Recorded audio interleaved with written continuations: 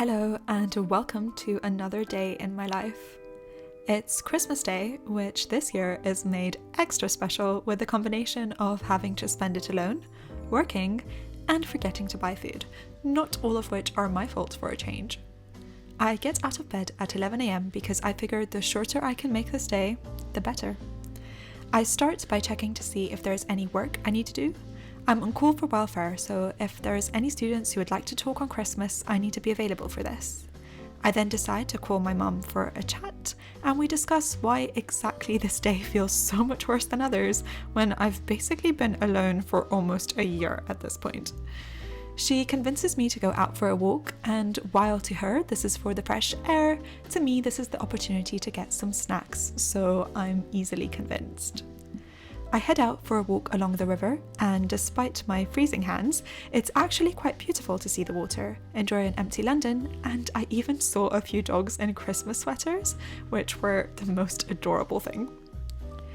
I've decided I'm going to watch a movie today, which I haven't done on my own all year, so I head to the only open shop on the way home to get some popcorn, and after some careful deliberation, decide on getting some chocolate too.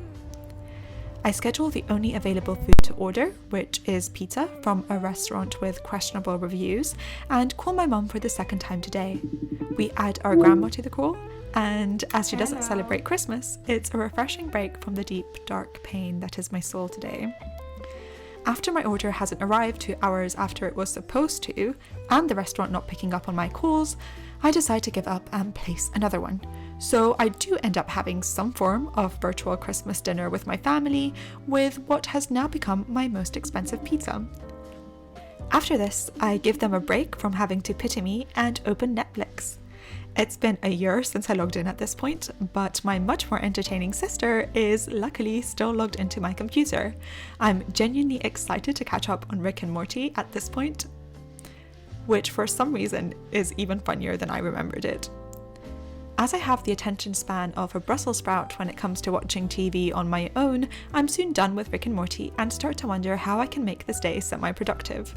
I decide to stop feeling sorry for myself and overcome my first world problems in a true first world manner by doing a yearly review. I have a bunch of questions I wrote last week, and so I decide to spend the next hour or so reflecting on what I learned from this year.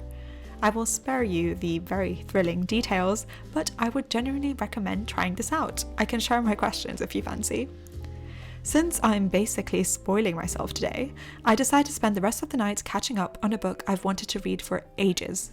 It's called The Course of Love, and it's from one of my favourite authors, Alain de Botton. I would recommend anything and everything this man produces. It's so brilliant.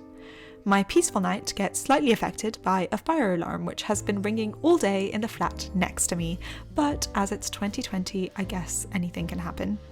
I decide to have an early night and refrain from promising myself not to spend Christmas alone again, because I did that last year and look where it got me. I wonder instead when the next time will be that I'll get to spend time with other people. As always, if you made it so far, thank you so much for spending this day with me. I do hope you had a wonderful Christmas alone or with others. Thanks. Bye.